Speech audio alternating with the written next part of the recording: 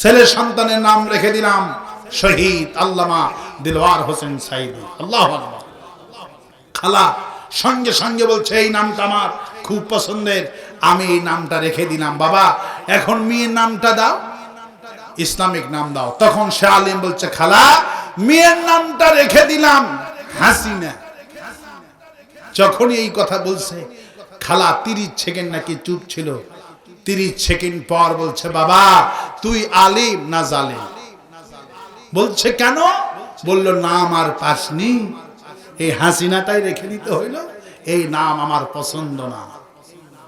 কারণ ফাইন্নাজ যুলমা যুলমাতু ইয়াউমাল কিয়ামা, যারা জুলুম করে এই জুলুম বাজদের নাম পৃথিবীর মানুষ ঘৃণা করে, ওদের নাম কেউ রাখে না। ঠিক কি না? এরা দুনিয়াও ক্ষতিগ্রস্ত, আখিরাত ওদেরকে পাপ জুলুম ঘিরে ফেলে জাহান্নামে নিয়ে যাবে। আমার বন্ধুগণ, ইব্রাহিম আলাইহিস সালামের ঈমান যদি কাজও থাকে, অটল থাকে, আল্লাহ পাক সেই জাতির সেই মানুষটাকে অগ্নিকুণ্ডকে ফুলের বাগান বানাইতে পারে না পারে না? পারে না পারে না? আল্লাহ পাক বলেন শর্ত হলো একটা, ঈমান লাগবে। কি লাগবে? ওয়া কানা হাক্কান আলাইনা নাসরুল মুমিনিন, সাহায্য করব। শর্ত হলো একটা, তোমাদেরকে ঈমান আনতে হবে। আমার বাংলাদেশের মানুষেরা ঈমান আনছিল কার প্রতি? 16ই 5 আগস্ট আমাদেরকে সাহায্য কে করেছেন? কে সাহায্য করেছে? উনি যে পালায়ে গেলেন, এর পেছনে কর্তৃত্ব, কৃতিত্ব, বরত্ব, মহানত্ব সবকিছু কার? আল্লাহ পাকের কর্তৃত্ব। কারণ তিনি ওনাকে পালিয়ে দিয়েছেন, জুলুম থেকে আমাদেরকে বাঁচিয়ে দিয়েছেন। কারণ আমরা হাসিনার গোলামি করিনি, গোলামি করেছি কার? কার গোলামি করেছি? ঈমান আনছি কার প্রতি? আমরা তো জয় বাংলার প্রতি বিশ্বাসী ছিলাম না। কারণ যে ব্যক্তি লা ইলাহা ইল্লাল্লাহর বিশ্বাসী হয় সেই ব্যক্তি জয় বাংলা বলতে পারে না। কারণ আমি হলাম মুসলমান। আমি যখন দুনিয়াতে এসেছি আমার কানে আজান দেওয়া হয়েছে। কি দেওয়া হয়েছে? আমার কানে দেওয়া হয়েছে আজান, আর এক কানে দেওয়া হয়েছে ইকামত। আজানের প্রথম শব্দ কোনটি? ইকামতের প্রথম শব্দ কোনটি? আমরা যখন ঈদগাহের ময়দানে নামাজ পড়তে গিয়েছি, কার তাকবীর বলতে বলতে গিয়েছি? আল্লাহু আকবার, আল্লাহু আকবার, লা ইলাহা ইল্লাল্লাহু, আল্লাহু আকবার, আল্লাহু আকবার, ওয়ালিল্লাহিল হামদ। কার স্লোগান দিতে গিয়েছি? প্রথম স্লোগান না তাকবীর যখন বেঁধেছি, প্রথম তাকবীর কার নামে হয়েছে? আল্লাহর নামে হয়েছে। শেষ তাকবীরটা কার নামে হয়েছে? জানাজার নামাজ, জীবনের শেষ নামাজ, প্রথম তাকবীরটা কার নামে হয়েছে? শেষ স্লোগানটা কার নামে হয়েছে? তার মানে হলো জন্ম থেকে মৃত্যু পর্যন্ত মুসলমান বলবে আল্লাহু আকবার। ঠিক কিনা বলে? যারা ইমানদার, ইমানদার আল্লাহর প্রতি আনছে, আর আল্লাহ ছাড়া কারো স্লোগান দিতে পারে। আর যারা আল্লাহর প্রতি ঈমান না এনে ভারতের প্রতি ঈমান আনছে, জয় বাংলার প্রতি ঈমান যারা এনেছে, এরা জয় বাংলায় বলবে। কিন্তু আমরা ভারতের প্রতি ঈমান আনিনি, ঈমান আনছি ইল্লাল্লাযিনা আমানু। ঈমান যদি আনতে পারেন আমাদেরকে বাঁচাই দিবেন কে? সেই জন্য সেই কথা আল্লাহ পাক বলছেন বিশ্ববাসীকে, ইন্নাল ইনসানা লাফি খুসর। প্রত্যেকটি মানুষের জীবন বিফল, জীবন ক্ষতিগ্রস্ত। ইল্লাল্লাযিনা আমানু, ঈমান যদি আনতে পারো বান্দা, আমি তোমাদের ক্ষতি থেকে বাঁচাই দিব। এই ক্ষতি থেকে বাঁচার জন্য মূল যে ফর্মুলা, সেই ফর্মুলার নাম হলো ঈমান। ঈমান আনলি আল্লাহ আপনাকে আমাকে বাঁচাই দিবে। কোন সুবহানাল্লাহ। ঈমানদার ব্যক্তিকে আল্লাহ পাক বাঁচান, এটা আল্লাহর ওয়াদা। যেমন নূহ আলাইহিস সালাম ঈমানের দাওয়াত দিলেন, ঈমানের দাওয়াতে মাত্র 80 জন মানুষ 1000 বছর ঈমান আনলেন। এর মধ্যে ছিল একটা বুড়ি, বয়সটা বৃদ্ধায় কোঠায় পৌঁছে গেছে। বুড়িটার স্বামীও মারা গেছে, ছেলে পেলেও কেউ বেঁচে নাই। এবার বলছেন নূহ আলাইহিস সালাম বলছেন, বুড়ি মা তুমি তো ঈমান এনেছো, ভালো কথা, আল্লাহ পাক আর কিছুদিনের মধ্যে বন্যা দিবে, পানি দিবে। আমি তোমাকে যখন ডাকতে আসবো 1 সেকেন্ড দেরি করবা না। আমি নৌকা বানাইছি, ওই নৌকার মধ্যে তোমাকে আমি তুলে নিয়ে যাব। যখন বন্যাটা শুরু হয়ে গেল, নূহ আলাইহিস সালাম ইমানদার ব্যক্তিদেরকে নৌকার মধ্যে আহরণ করলেন, তুলে নিয়ে গেলেন। 2 দিন পর নূহ আলাইহিস সালাম ওই ইমানদার বুড়ির কথা মনে পড়ে গেল। আরে বুড়িটা ঈমান আনলো, আমি তো নৌকাই তুলতে পারলাম না। বুড়ি মনে হয় ডুবে মারা গেল, কারণ পাহাড় পরিমাণ পানি হয়েছিল। বন্যার উচ্চতা ছিলেন 1200 ফিট উঁচু। আল্লাহু আকবার। পাহাড় পরিমাণ পানি। সাহাবীরা বলেছেন, আব্বাস বলছেন 1200 ফিট উঁচু ছিল নূহ নবীর প্লাবন। আল্লাহু আকবার বলে। পাহাড়গুলি সব পানির নিচে, সমস্ত পাহাড়গুলি। আল্লাহু আকবার বলে।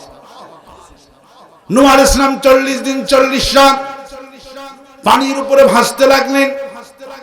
40 দিন 40 রাত অতিবাহিত হয়ে গেল। নিজের বাড়িতে যখন আসলেন, নূহ আলাইহিস সালাম নিজের বাড়িতে আর আগে গেলেন না, বুড়ির বাড়িতে গেলেন। দেখতে দেখি বুড়ির কি অবস্থা। ইমানদার ব্যক্তি কিন্তু আমি তুলতে পারলাম না নৌকার মধ্যে। নূহ আলাইহিস সালাম মরুভূমির মধ্যে বুড়ির বাড়ি রওনা করলেন। যে দেখি বুড়ির বাড়ি যেমন বাড়ি তেমনই আছে। সালাম দিলেন, বুড়ি সালামের জবাব দিয়ে বের হয়ে গেল। মুরব্বী বেটি নূহ আলাইহিস সালামের মাথায় হাত বুলে বলে, বাবা নূহ রে, আমি তো ঈমান আনলাম, ইল্লাল্লাযিনা আমানু, আল্লাহর প্রতি তো আমি ঈমান আনলাম, কিন্তু তুমি যে আমাকে খবর দিয়ে গেলা, বাবা তুমি যে আমাকে খবর দিয়ে গেলে বন্যা আসবে, পানি আসবে, 40 দিন হয়ে গেল তোমার দেখা তো পাইলাম না। বাবা 40 দিন কোথায় ছিলে? আজকে কি বন্যার খবর আমাকে দিতে আইছো নাকি? নূহ আলাইহিস সালাম সঙ্গে সঙ্গে মরুভূমির মধ্যে বালুর উপরে সিজদায় পড়ে গেলেন আর বলে, আল্লাহ তোমার ক্ষমতা বোঝা বড় কঠিন। আমি নিজের চোখে খানায় কাবাটাও পানির মধ্যে দেখতে পারলাম। 40 দিন 40 রাত খানায় কাবাটাও পানির ভেতরে ছিল। রাসূল করিম সাল্লাল্লাহু আলাইহি ওয়াসাল্লাম বললেন, 1200 ফিট উঁচু ছিলেন নূহ নবীর প্লাবন, খানায় কাবাটাও ছিল পানির ভিতরে। সাহাবীরা জিজ্ঞেস করলো, ইয়া রাসূলুল্লাহ সাল্লাল্লাহু আলাইহি ওয়াসাল্লাম, তখন তোয়াব খানায় কাবাটা কে তোয়াব করেছে? তোয়াব কি বন্ধ ছিল নাকি?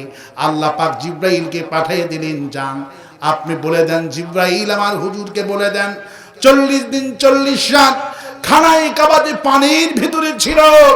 আল্লাহ রাব্বুল আলামিন 40 দিন 40 রাত মাছ আর সাপ আর ব্যাঙ, পানির মধ্যে যতগুলি প্রাণী ছিল আল্লাহ পাক সকলকে ওহী করেছিলেন, মাছেরা, সাপেরা, ব্যাঙেরা। 40 দিন 40 রাত কাবা ঘর লাব্বাইক ধ্বনি দিয়া তোয়াব করতে থাকো। 40 দিন 40 রাত খানায় কাবা চতুর্দিকে মাছ আর সাপেরা, ব্যাঙেরা আল্লাহু আকবার ধ্বনি দিয়ে তোয়াব করেছে। আল্লাহু আকবার বলে। নূহ আলাইহিস সালাম কেঁদে বলে, রব্বুল আলামিন তোমার ক্ষমতা বোঝা বড় বিপদ।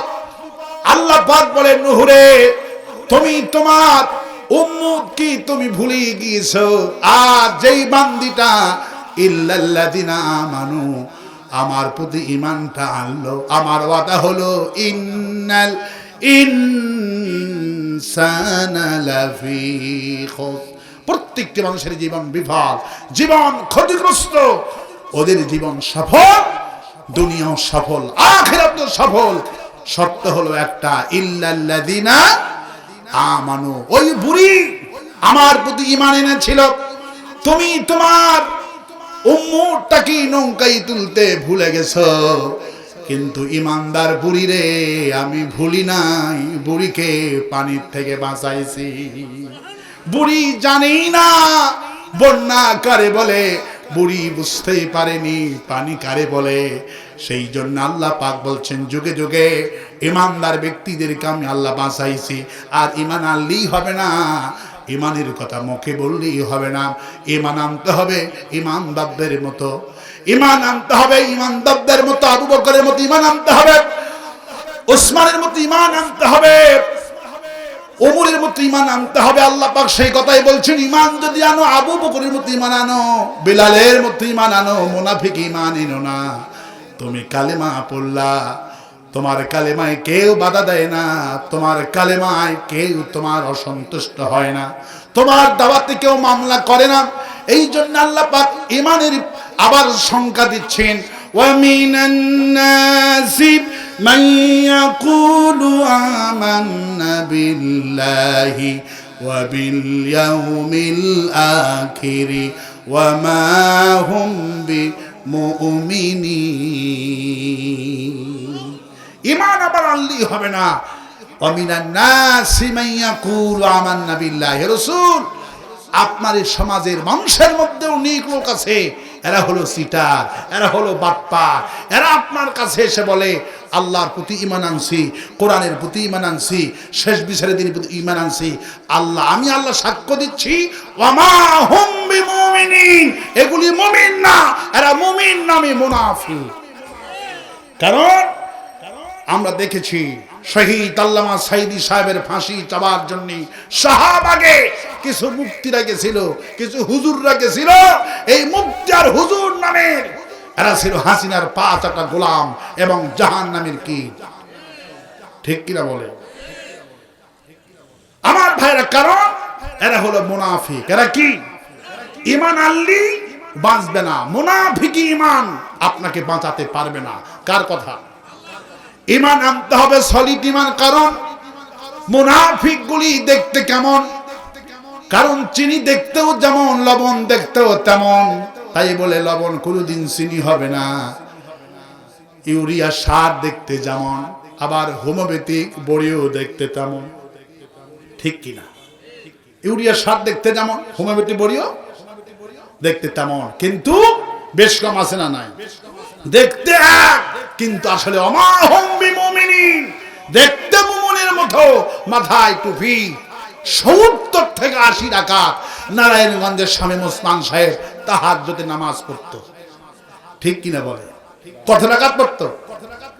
70 থেকে 80 রাকাত তাহাজ্জুদে নামাজ পড়তো। আর হাসিনা তো বলতো আমি প্রতিদিন 10 পৃষ্ঠা কোরআন পড়ি বছরে। যার তাফসীর শুনে 3000 মানুষ ঈমান আনলেন, সেই তাফসীর কারক তো জেলখানায় থাকার কথা ছিল না। ওরা হলো মুনাফিক, ওরা কোরআন পড়েছে কিন্তু কোরআন দিয়ে সমাজ চলুক সেটা চায় না। এই জন্যে রাসূল যখন ঈমানের দাওয়াত দিলেন, লোকেরা ঈমান আনলেন, ঘোষণা করলেন লা ইলাহা ইল্লাল্লাহ। ওখানে ডিরাম কিছু তো আছে, ডিরাম আছে নাকি আপনাদের কাছে? ডিরাম, ওই ডিরামে কোথায়? ডিরাম কোথায় দেওয়া আছে? ড্রাম কোথায় দেওয়া আছে? যাওয়ার পথে দেওয়া আছে। হ্যাঁ দিবে, শেষে তো আমি বলবোই আপনারা মাহফিলের জন্য অবশ্যই মুক্ত হস্তে আল্লাহ পাককে খুশি করার জন্য ডিরামে কিছু দিয়ে যাবেন। আল্লাহ দোয়ার তৌফিক দিক বলে আমি আর বাঁচতে বলি। আমি আমার ভাইয়েরা, আমার বন্ধুগণ, রাসূল যখন ঈমানের দাওয়াত দিলেন, লোকেরা ঈমান আনলেন, কালেমা পড়লেন। হুজুর বললেন কালেমা যখন পড়ছো তোমাদের কাম আরো বেড়ে গেছে। আরো কি হয়ে গেছে? কাম বেড়ে গেছে। ওরা তখন কোরআন শরীফ খতম করতে লাগলো। হুজুর বললেন কোরআন শরীফ খতম করলে হবে না, আমরা কোরআনের দিয়া সমাজ রাষ্ট্র চালাবো। তখন ওরা শুধু কোরআন খতম করতে লাগলো, কিন্তু কোরআন দিয়া সমাজ রাষ্ট্র চলুক সেটা চায় না। আল্লাহ পাক তখন আয়াত নাযিল করে ওদেরকে বলেন বিমা উনজিলা ইলাইকা ওয়া মা উনজিলা মিন ক্বাবলিক। হে নবী, এদের কি বলেন ঈমান যদি আনতে হয় কোরআনের প্রতি ঈমান আনো। কোরআন শুধু খতম করলে হবে না, কোরআনের মধ্যে আমি চুরি করলে হাত কাটা আইনটা আমি আল্লাহ দিয়েছি। চুরি করলে হাত কাটতে হবে, আইনটা কে দিয়েছে? চুরি করলে হাতটা কাটতে হবে, আল্লাহ আইন দিয়েছেন। জানের বদলে জান, চোখের বদলে চোখ, দাঁতের বদলে দাঁত, নাকের বদলে নাক, কানের বদলে কান, জখমের বদলে জখম। এই আইনগুলি কে দিয়েছে? কিন্তু ওরা শুধু কোরআন শরীফ খতম করে, চুরি করলে হাত কাটা আইনটা চায় না। আওয়ামী লীগের সঙ্গে পার্থক্য তো আমাদের এতটুকুনি, ওরা কোরআন পড়ে, কোরআনের শাসনটা চায় না। কোরআনের শাসন আল্লামা সাইদি চেয়েছেন বলে তাকে মামলা লাগানো হয়েছে। জর্দা খাচ্ছেন, জর্দা খালি ওটুকু সরে যান, ওই সেন আমার সহ্য হবে না। আমার ভাইয়েরা, আমার প্রবন্ধগণ, ওরা কোরআন শরীফ পড়েছে কিন্তু কোরআনে কারিমের শাসনটা চায় না। চুরি করলে হাত কাটতে হবে, আইনটা কার? চুরি করলে হাত কাটতে হবে, আইনটা যিনি দিয়েছেন। কিন্তু ওরা কোরআন শুধু খতম করবে, হাত কাটা আইনটা চাবে না। আল্লাহ পাক এই জন্য বলছে ওয়ামা হুম বিমুমিনিন, এরা মুমিন না, এরা হলো মুনাফিক। হ্যাঁ, এই জন্য আমার ভাইরা, ঈমান আনলি আবার বাঁচাবে না, ঈমান আনতে হবে। খাস করে ইল্লাল্লাযিনা আমানু। এই জন্য নামাজ পড়ব কার জন্য? ঈমান আনার পরে নামাজটা পড়ব কার জন্য? আল্লাহ পাক বলছেন নবী বলেন ঈমান আনার পর যা করবে বান্দা বান্দিরা সব করতে হবে আমার জন্য। পড়েন কুল ইন্না সলাতি ওয়া নুসুকি ওয়া মাহইয়ায়া ওয়া মামাতি লিল্লাহি রাব্বিল আলামিন। বলো আমার নামাজ, আমার কুরবানি, আমার ভোট, আমার রাজনীতি, আমার অর্থনীতি, আমার সমাজনীতি, আমার আন্তর্জাতিক নীতি, যুদ্ধবন্দী যা আছে সব হবে ইল্লাল্লাযিনা, আল্লাহর জন্য সবকিছু হবে। নামাজ পড়ব কার জন্য? রোজা করব কার জন্য? হজটা করব কার জন্য? বউকে পিটাবো কার জন্য? আল্লাহর জন্য বউ পিটাবেন? খবরদার, বউ পিটাবেন না। যারা ঈমান এনেছে, যারা ঈমানের বিশ্বাসী, ইল্লাল্লাযিনা, এই বিশ্বাস যারা করেছে, আল্লাহর প্রতি ঈমান যারা এনেছে, রাসূলুল্লাহ বললেন খবরদার, স্ত্রীকে যেন না মারো, খায়রুন নাসি আহলিহি। ওই পুরুষ ভালো পুরুষ, যেই পুরুষ তার বিবির কাছে ভালো হয়ে যায়। সুবহানাল্লাহ। ওই পুরুষ শ্রেষ্ঠ পুরুষ, ওই পুরুষ জান্নাতি পুরুষ, যেই পুরুষ তার বিবির কাছে ভালো। কথাটা কোন বলে নবী করিম সাল্লাল্লাহু আলাইহি ওয়াসাল্লাম বললেন, আমি আমার, একটু ভলিউম বাড়ান না, আমি আমার বিবির কাছে উত্তম ব্যক্তি। কোন সুবহানাল্লাহ। মা আয়েশা বললেন 9 বছর বয়সে বিশ্বনবী সাল্লাল্লাহু আলাইহি ওয়াসাল্লামের ঘরে আমি গেলাম, হাফ গ্লাস দুধ ছাড়া কিছুই পেলাম না। বিশ্বনবী সাল্লাল্লাহু আলাইহি ওয়াসাল্লামের ঘরের দিকে তাকালাম, পুরা ঘরটা আমার জন্য বিশ্বনবী ভালোবাসা দিয়ে ভরে রেখে দিয়েছে। আল্লাহু আকবার বলেন। আমার ভাইরা, রাসূলুল্লাহ সাহাবীকে বললেন, তোমাদের বিবিরা শুধু তোমাদের কাছে একাই রাগ করে না, আমার বিবিও আমার কাছে রাগ দেখায়। সুবহানাল্লাহ। হুজুর আয়েশাকে বলে, আয়েশা তুমি কিন্তু মাঝে মধ্যে আমার প্রতি খুব রাগ টাগ দেখাও, আমি কিন্তু টের পাই। সুবহানাল্লাহ বলবেন না? আয়েশাকে বিশ্বনবী বলছেন, আর আমরা তো সাধারণ মানুষ, চিন্তা করেন। আল্লাহু আকবার। হুজুর আয়েশাকে বলছে, আয়েশা তুমি কিন্তু আমার প্রতি মাঝে মধ্যে রাগ করো, আমি কিন্তু টের পাই। আয়েশা বলল, হুজুর বলেন তো আমি কখন রাগ করি? হুজুর বলল, আয়েশা তুমি যখন রাগ করো তখন বলো ইব্রাহিম আলাইহিস সালামের আল্লাহ আমাদের প্রতি রহম করুক। আর তুমি যখন খুশি থাকো তখন বলো মুহাম্মদ সাল্লাল্লাহু আলাইহি ওয়াসাল্লামের আল্লাহ আমাদের প্রতি রহম করুক। আয়েশা শুনে বলতে, রাসূলুল্লাহ সত্যি আপনি আমার ব্যারামটা ধরতে পেরেছেন। আমি খুশি থাকলে আপনার নাম নিই, আর রাগ করলে ইব্রাহিমের নাম নিই। সুবহানাল্লাহ। রাগ করার কি সিস্টেম? সুবহানাল্লাহ বলবেন না? রাসূল বলেন, খবরদার, বিবি রাগ করতেই পারে, তাই বলি তুমি বিবির গায়ে মারবা না, প্রহার করবা না। আল্লাহ পাক নিষেধ করে দিয়েছেন, ওয়া আশিরুহুন্না বিল মারুফ, তোমার বিবির সাথে ভালো ব্যবহার করা আমি আল্লাহ ফরজ করে দিলাম। কোন সুবহানাল্লাহ। ইল্লাল্লাযিনা আমানু, ঈমান যারা এনেছি তাদেরকে সে আল্লাহ অর্ডার করছেন, ঈমান যারা আনছো শোনো, তোমার বিবির সাথে ব্যবহারটা ভালো করবা। ওয়া হুন্না লিবাসুল লাকুম ওয়া আনতুম লিবাসুল লাহুন্না। আল্লাহ পাক বলছেন, হুন্না লিবাসুল লাকুম ওয়া আনতুম লিবাসুল লাহুন্না।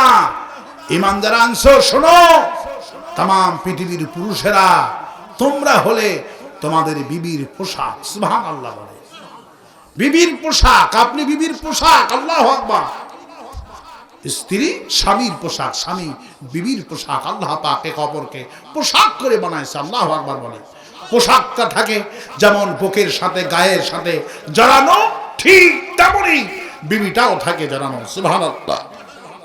আল্লাহ পাক বলছেন, নবী করিম সাল্লাল্লাহু আলাইহি ওয়াসাল্লাম বলছেন, পোশাকের মূল কারণ কি? আল্লাহ পাক কেন আপনাকে স্ত্রীর পোশাক বললেন?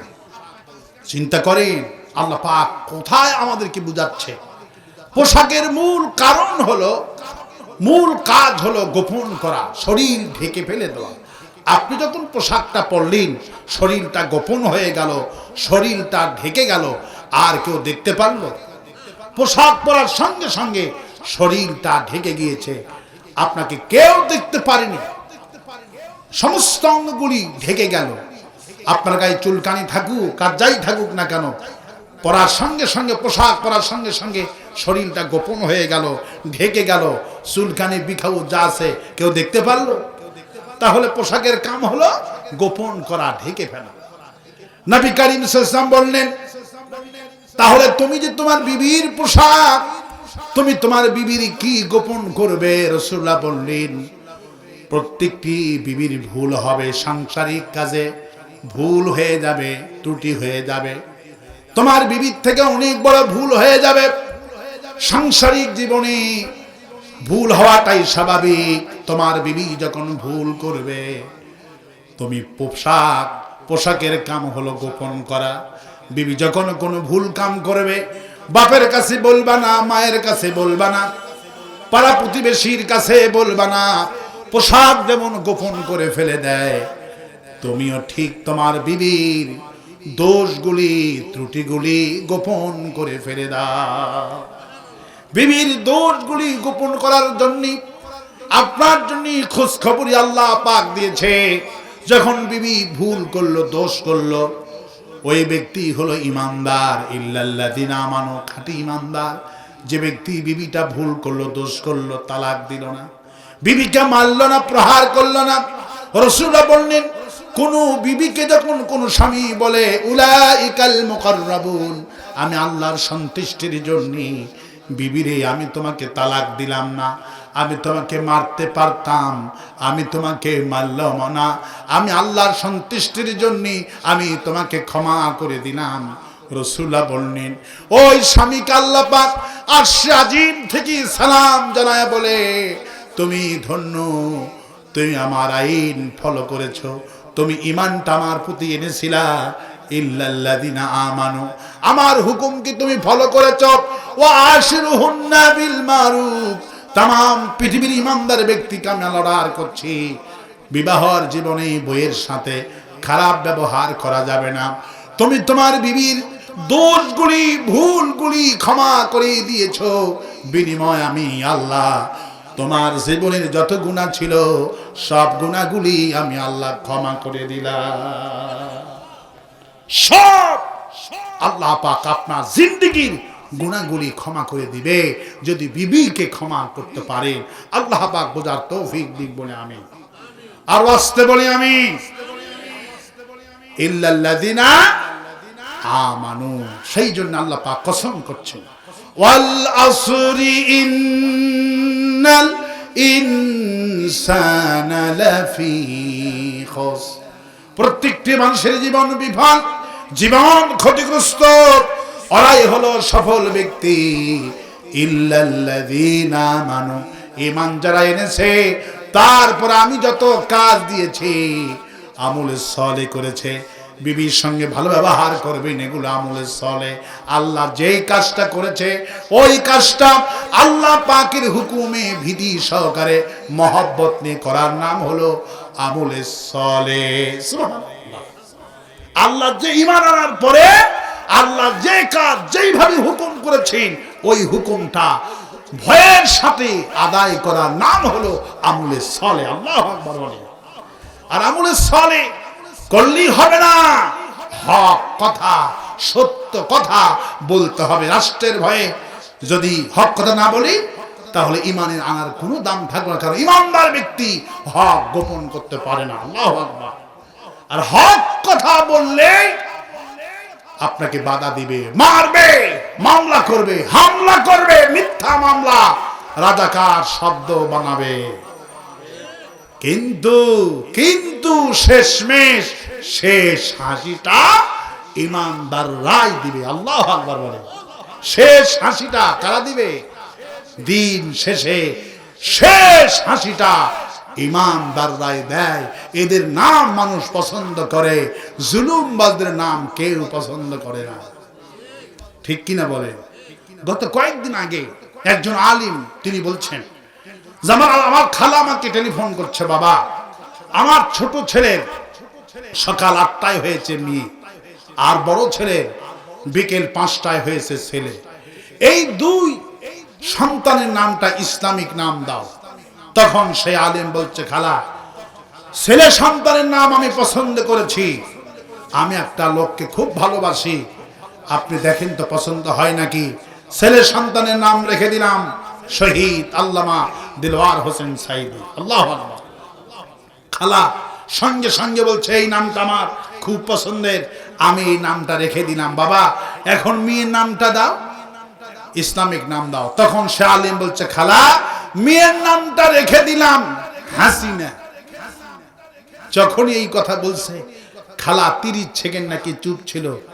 30 সেকেন্ড পর বলছে, বাবা তুই আলিম না জালেম? বলছে কেন?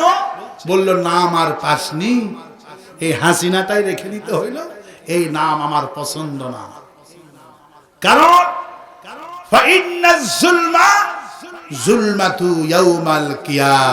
যারা জুলুম করে, এই জুলুমবাজদের নাম পৃথিবীর মানুষ ঘৃণা করে, ওদের নাম কেউ রাখে না। ঠিক কিনা? এরা দুনিয়া ক্ষতিগ্রস্ত, আখিরাত ওদেরকে পাপ জুলুম ঘিরে ফেরে জাহান্নামে নিয়ে যাবে। আবু জেহেলের নাম যেমন পৃথিবীতে খুঁজলে কেউ আবু জেহেল শব্দটা নাম রাখে না, কেউ পছন্দ করেনি।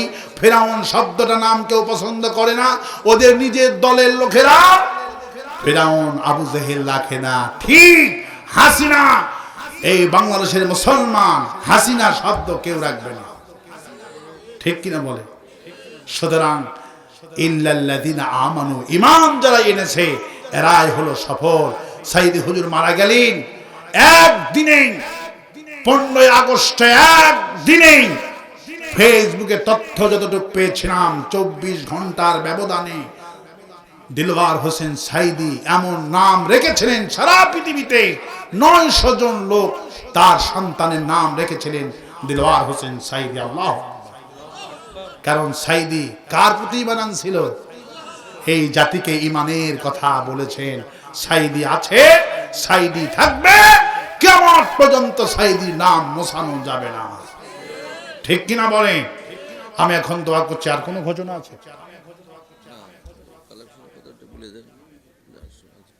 আপনার যাওয়ার পথে ওখানে কিছু দিয়ে দেবেন। আল্লামা সাইদি সাহেবের জীবনের শেষ দুটি, সামনে রমজান মাস, সবার বই থেকে দোয়া দরুদ পড়া দরকার আছে এবং বসার আপনার অনেক জানার দরকার আছে। সেই বই এখানে পাওয়া যাচ্ছে, স্টেজের নিচেই আমার ভাই নিয়ে আছেন। আপনারা বই নেওয়ার চেষ্টা করবেন, মা বোনরা ওই বই নেওয়ার চেষ্টা করবেন সবাই। অবশেষে মাহফিলের জন্য হাত উজাড় করে হালাল টাকা থেকে এই মাহফিলে দেওয়ার চেষ্টা করবেন। আল্লাহুম্মা আমিন। রব্বানা যালামনা আনফুসানা ওয়া ইল্লাম তাগফির লানা ওয়া তারহামনা লানাকুনান্না মিনাল খাসিরিন। রব্বানা লা তুজিগ কুলুবানা বা'দা ইয হাদাইতানা ওয়া হাব লানা মিন লাদুনকা রাহমাতান ইন্নাকা আনতাল ওয়াহ্হাব।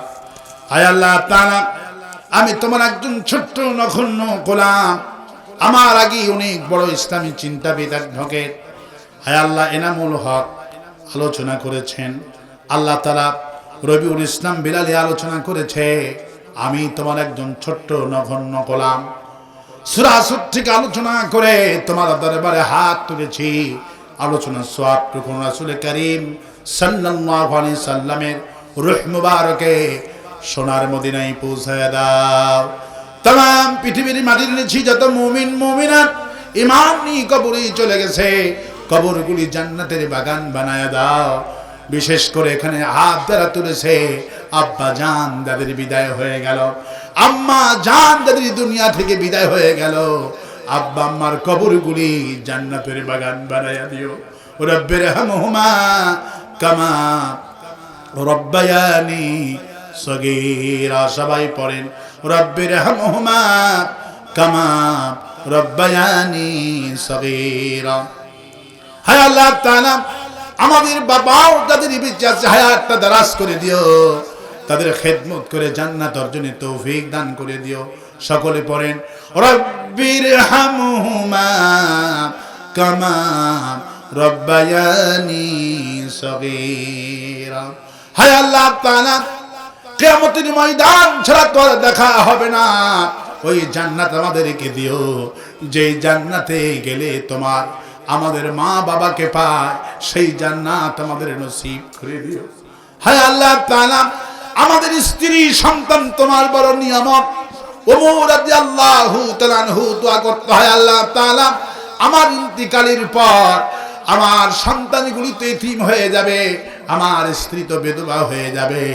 হায় আল্লাহ আমাকে তুমি এমন সম্পদ দান করে দিও যাতে করে আমার ইন্তিকালের পর আমার স্ত্রী আমার সন্তান টাকার জন্য মানুষের কাছে হাত না পাতায়। হায় আল্লাহ আজকের এই মাহফিলে যতগুলি মানুষ তোমার কাছে হাত তুলেছে, আমাদের সন্তানগুলি তো আমাদের মরার পর সন্তানগুলি তো এতিম হয়ে যাবে, আমার স্ত্রী তো বিধবা হয়ে যাবে। হায় আল্লাহ ওমরের সেই বিখ্যাত দোয়াটা তোমার কাছে করছি, আমাদের সন্তান আমাদের স্ত্রী যেন টাকার জন্য মানুষের কাছে হাত না পাতায়। আল্লাহ তুমি দয়া করে আমাদের কেমন সম্পদ দিও যাতে করে আমার স্ত্রী সন্তান মানুষের কাছে হাত না পাতায়।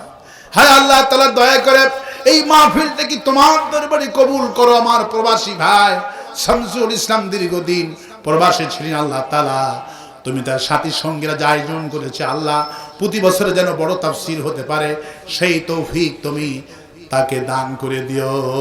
এই মাদ্রাসাখানাকে আল্লাহ কামিল পর্যন্ত কবুল করো। এই এলাকার ব্যবসায়ীর মধ্যে ব্যবসায়ী বরকত আল্লাহুম্মা রাজাব শাবান আবাল্লিকনা রমাদান। হায় আল্লাহ রজব শাবানের বরকত আমাদেরকে দান করো, আর আমাদের হায়াতটা রমজান পর্যন্ত বাড়ায়া দাও। হায় আল্লাহ দয়া করে এই দেশটা যখন তুমি স্বাধীন করে দিয়েছ, দয়া করে আগামীর পার্লামেন্টটা আল্লাহ কোরআনের পার্লামেন্ট বানিয়ে দিও। আগামীর সংসদটা কি তুমি দয়া করে কোরআনের সংসদ বানিয়ে দিও।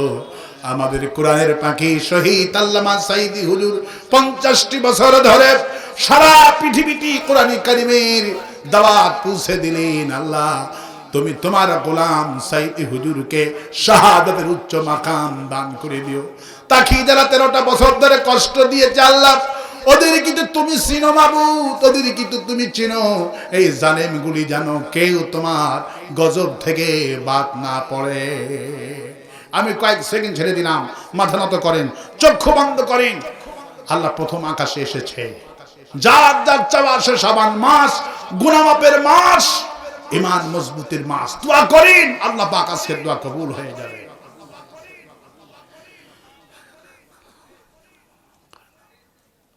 হায় আল্লাহ তাআলা তোমার বান্দারা বান্দিরা মুনি মুনি জি যা বললো মনের আশা পূর্ণ করে দিও।